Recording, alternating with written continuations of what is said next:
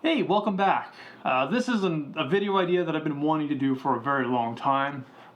Just due to some of the things I'm looking into right now, I just wanted to get this done. And what this whole video is about is I wanted to show you how your losses hurt you more than your gains. And I'm going to use a hypothetical illustration that you could probably factor in and count in towards, say, like financial planning, just because the numbers I want to use the numbers as a way to illustrate this. And so I want you to be aware of, while we do this, that this isn't a typical scenario in any case, which I will illustrate here in a bit. This isn't meant to be bashing on, say, financial planning, because any plan is better than no plan. So if you don't have a plan at all, you are going to be worse off than if you had a plan. However, this is going to show how a lot of the A plans are probably not as good as you might hope to expect to think. Now, I've seen a lot of illustrations over my years on this, that, and everything. So this is just sort of a summary of my intuitive gut sense that I just wanted to prove. So let's just kind of get into this. Also assume that with what I'm showing you is it's not based off of any current financial vehicle. That, we're not factoring in things like capital gains taxes. We're not talking about dividends here. The math that's used is going to be simple interest. So, I doubt you're going to find a rate of return of 10% on simple interest in any vehicle, but that's what we're going to use. So the story behind this one here is you're going to, and I'm going to use the word you, it doesn't mean it's you, but you or somebody, whomever, you are going to invest $1,000 in year one, and every single year you are going to get 10% rate of return, except for 1 year where you're going to get a minus 30% hacked out of your plan or whatever. Like, call it a market crash, you can call it whatever you want, but you're going to lose 30% that year. But for the 9 other years, you're going to make 10%. Who doesn't want 10% a year? Who would jump on that? Like, yeah, 10% guaranteed rate of return, you can't find that. However, I'm going to use that because it makes the numbers easier to calculate, and it makes my point just as well. So, I'm going to break this down. We'll start with year one, and I'll kind of explain my philosophy, and then we'll just move forward. I'm not going to go year by year by year by year, but I'm going to tell a story as we go through it. All right, so let's start off. You got that $1,000 that you put into this said account or this investment vehicle. And 1 year later, you get a financial statement, and it says you have $1,100 sitting in your account. You're thinking, woo, I got 10% on my return. You can't be happier. You've earned $100, which is great. Your accumulated growth is $100. I mean, in year one, we're kind of sitting at whatever. Your year on year and your accumulated growth is $100, but in these two fields, you're going to see how this will play out as we continue on. Now, we're going to make an assumption that inflation is 2%. Now, I'm going to put a little disclaimer story right here and tell you that the government numbers for 2% are a little bit optimistic. They manipulate and change the way that they calculate what that number is every single year to make it look as stable as it can be. But I'm sure you would agree through your experience that that number probably isn't exactly the truth. However, it is a very common number that all financial planners tend to stick with when making illustrations, so I'm going to use the same number here. And it makes it easier for me to have to actually crunch out specific numbers here. This is just an illustration. So in year one, your $1,000 has actually lost $20 of its purchasing power. Now, I'm going to put this in another context with this story is, let's pretend that apples are $1 no matter what time of year or no matter how many years into the future, because this is something that's very important, is you have to think about what your purchasing power is You know, how many things you actually get to buy with your money. Doesn't matter what the number of the monetary number of that is. What are you actually buying? So in this example, let's say in year 0, you can buy 1,000 apples with $1,000, and in year 1, you can buy $1,080 because of the inflationary effects of things. You get what I'm getting at? So your rate of return is, without the inflation, is 8%. I do have 10% here as your real rate on the amount, but you'll see how this is meant to have more to telling the story as we go forth. And then obviously you can't have an annualized rate of return on 1 year. You need more than multiple years.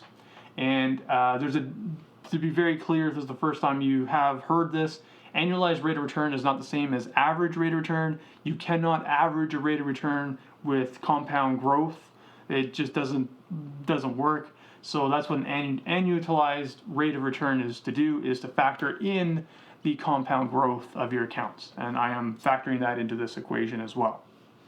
All right, you with me? All right, so let's jump into year 2. In year 2, you look at your account and you're thinking, great, you know, I got $210, $1,210 sitting there. You've made $110 that year, and all in all, you're looking like you're gaining $210, right? But we have inflation, so you're going to lose $40 effectively for this year, right? You're 1,000 minus 40. This isn't like minus 20 plus, you know, it's just minus $20 every year. So you've got a loss of purchasing power of minus 40. So you've only gained $170 of actual purchasing power in 2 years. So that would mean that you would be able to buy 1,170 apples. Just doesn't sound so bad. That's a 17% of real growth in purchasing power, even though you're still getting 10% a year. And when you factor in amortized rates of return, you're going to see that it's going to go up. So if you were to always get 10%, you're always going to see that it's actually going to be a little bit more than that, because it's factoring in that compound growth, which we'll continue to get into. But in year 2, your annualized rate of return is 8.17, and then you're probably pretty happy with that year. Let's move on into year 3. So in year 3, you look at your statement once again, and you have $1,331 sitting in there. You have made $121 that year, and effectively from the start, you have accumulated $331 in nominal terms. However, you still have inflation, and so that's going to subtract $60 out of that value, meaning that your total purchasing power since the start is $271. That effectively means in year 3, you are making, or you can buy 1,271 apples. It's still a 27.10% return. You're still happy with that. And your annualized rate of return is effectively 8.32%. So everything's looking great. You're probably high-fiving the wife or whatever. You're probably thinking this is great. Who wouldn't want to do this all day, every year, forever? If you could do this would be the master plan. But you can't. But let's throw in a snag. In year 4, this is when you're going to get your minus 30% to, call it a market crash, call it a market correction, call it whatever it may end up being. So you look at the end of year 4, you get your statement and you're going, ugh, I only got $931.70. I've lost $399.30 that year. Your accumulated growth, though, you've only lost $68.30. So, you started with 1,000, but you've only lost $68.30. That doesn't sound bad, but again, you have to factor in the inflation. And what inflation really is it's a loss of purchasing power. So your purchasing power that you've lost is effectively, you've lost $148.30 in year 4. So in year 4, if you're to buy those same apples, you're only going to be able to buy 851 apples. You're probably not too keen with that. Now this is the number that I was referring to earlier as it not being perfectly accurate, but it's close enough. Without your rate of return with inflation is around about 15.93% or so. So when you see big numbers, big numbers, big numbers, and all of a sudden you're seeing a lower number, but the lower number isn't quite as high as the big number, you're probably thinking, it doesn't look so bad. But as you can see, as the numbers illustrate, it's actually a lot bigger. Because you got to remember, like if you're just thinking of like gaining 10% of this, right? It's like a 10% little like growth. The volume goes 10%. But let's say if you had something like this amount and you lose 10%, well, the volume of actual loss is a lot more than what you've gained. You see how that plays? You got a much larger pool to play with. And it's no different if that pool is the same. If you gain 10%, maybe you gain 10%, but if you lose 10%, well, in that case, it's less volume. But when you factor in all the gains that you've had from before, you can see how, like, as a growing pool becomes bigger and bigger, even little percentage losses can have a significant impact on how much volume of, call it money, is being missing. And that's what that is. So losses are worth more or cost more than your gains.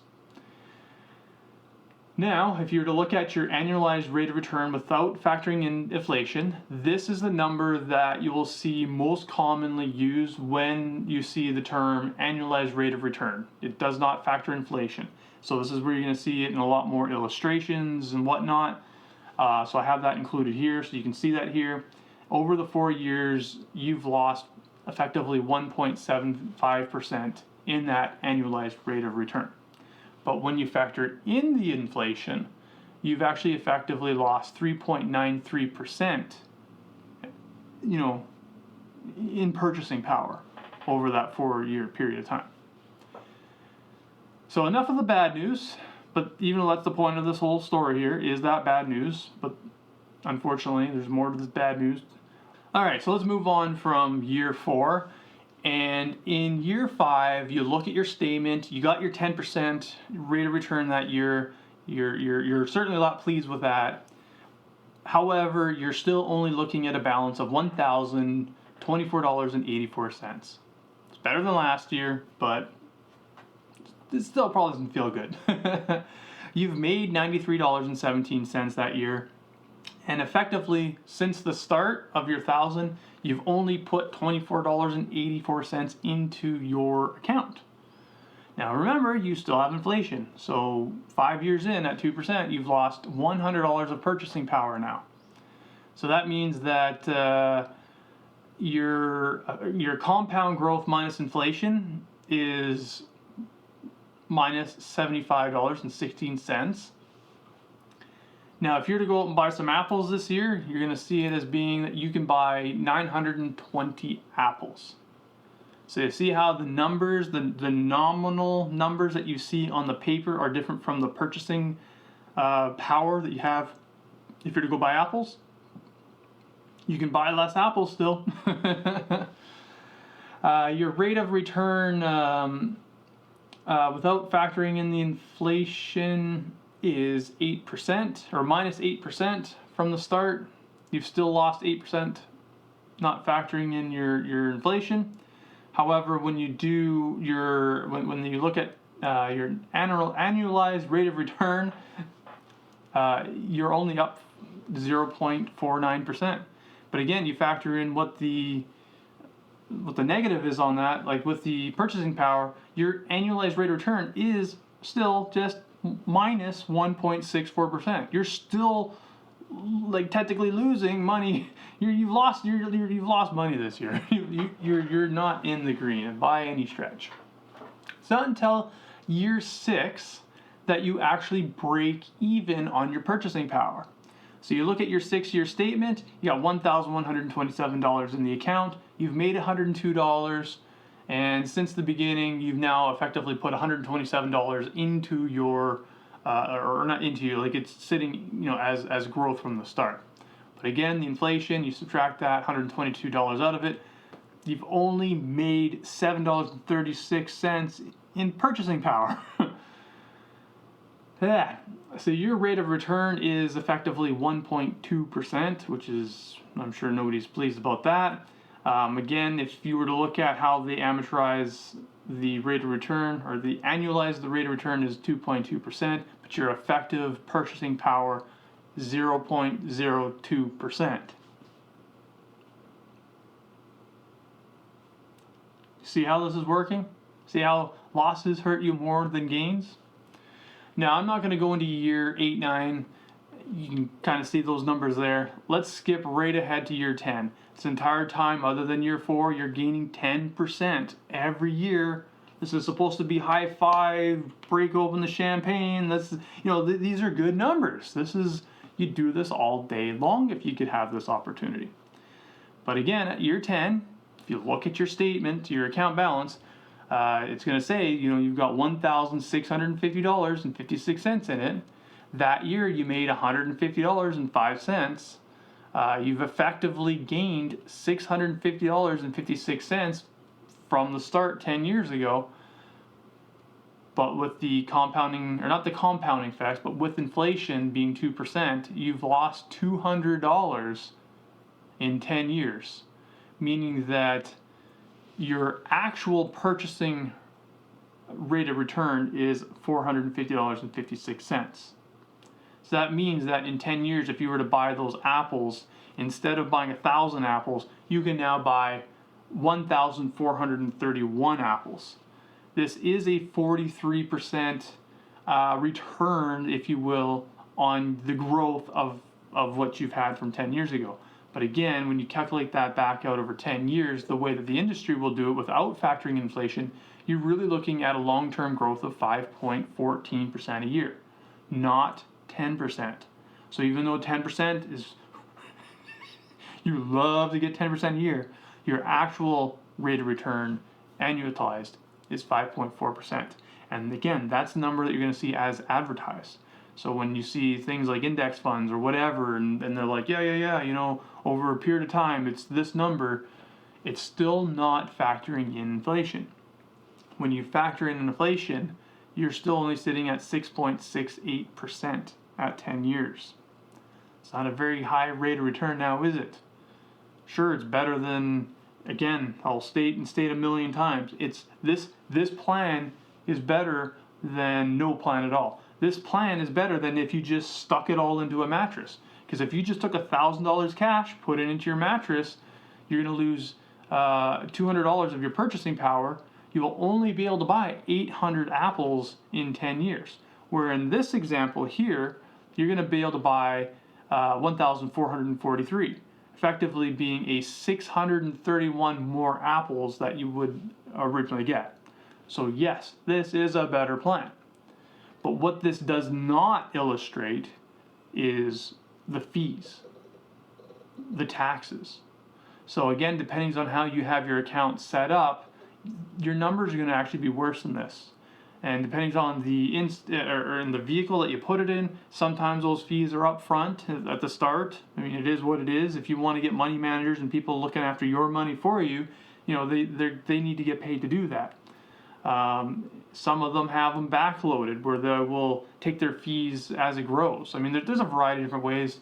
They got their annual fees. They got a mixed bag. Like, there's fees everywhere, and they're calculated in all sorts of different ways. But there's a lot of fees. And if you were to look at this as a simple interest, I mean, again, this isn't a tax. I don't want to get into taxes on this one, but you got to factor in that you still got to pay, taxes on this. If this is a registered plan, yeah, it'll defer all that out to the end, which would be a good thing. But again, those fees would still exist. If this is a non-registered plan, you will have to pay taxes every year, and that'll affect the way things grow. So even this good case scenario, or I wouldn't want to say best case scenario, because the best case scenario is you never lose any money. But this good case scenario where you're getting 10% every single year with only one hiccup year, it's better than no plan, but it is what it is. Now, I also want to make a point on this too, that even though this is a financial illustration, this applies to all kinds of losses that you've experienced in your world. They could be all sorts of non-monetary examples, relationships, career paths that you're not counting the money, but maybe the opportunity, like opportunity costs in general. All sorts of kind of varying ways that you can look at this, where if you're incrementally advancing yourself in something, but something really were to, cut into that, and if you have to regain that, it can hurt. But it is what it is. Life is life. Life is always going to throw you some curveballs, and you just have to accept that losses are part of the equation. This equation is just to illustrate that losses hurt you more than your gains, and that numbers can be misleading if you don't know how to read them well. And my goal of this is I wanted to show you that when I look at things, I'm also looking at things as deeply as I can. But more importantly, I hope what you get out of this is I hope you're able to rethink the way that you think about seeing growth and investments. I'm not saying that it's not important, but I am saying that you got to be really real with the numbers that you're getting, because they may not always be good. Going back into like the retirement planning side of things, like this is like an example of like a one-time lump sum fee chunk in there of $1,000, and you put nothing else into it. It's always better to keep adding monthly contributions, so that's going to affect these numbers. But I have often wondered, if you're making all these contributions all the time, isn't that the only thing that's actually propping up the value of your account? Like hypothetically speaking, all the gains that you're gaining in the market are being absorbed by taxes and fees and lost cause events and whatnot, and really at the end of it, you're just breaking even just because you yourself are putting into it. So that's another thing to factor into this as well. Another quick little point I want to make out is the more money that you are trying to invest, the more you're trying to secure yourself from losses. You're not chasing high risk, which effectively means high validity investment opportunities. However, when those numbers become smaller, more on the personal level, when you understand the risks that it is, you can get much greater returns than what you see in the markets, but the numbers are just smaller, so they're not quite so appealing. So one such example would be like investing in your home. Something that may reduce the energy that your house consumes, right? You may not see the difference much on each bill. It may only drop a few dollars or whatever, but a few dollars multiplied by a whole lot of time adds up to a real rate of return that is better than probably what your retirement plan, savings plan, investment portfolio may be doing for you. So it's important to look at things like that as well. But yeah, other than that, I just want to finish this off and just say that no plan is still better than, or a plan is better than no plan. Again, sticking your money in a mattress isn't going to be doing you any good, but just be mindful about the way that numbers can be illustrated, because they can be illustrated in so many different ways to make it look good or bad. And unless you're going to sit there and crunch out the numbers and understand what they mean, that usually the numbers that are projected to you are just there as a smoke and mirror kind of a show. So with that said, before this rambles off any farther into the sun, if you got this far, I appreciate this. I appreciate that you took the time to watch this. I hope you got something out of it. If you are a numbers nerd or somebody that's going, there's something's not quite right with what they're seeing, I certainly encourage you to run your own numbers. And if you find an error in my numbers, feel free and point them out. If there's something that you think I'm missing, something maybe I'm not aware of, or something in my calculations that I could learn, be gentle and just say, hey, consider this and whatever else. But obviously anybody that just says like, oh no, that is wrong, and then leaves it as that, you haven't changed my mind. And your comment will fall on deaf ears. But in either case though, I wish you well, and I hope you have yourself a good one, and I hope to see you again sometime. Other than that, take care.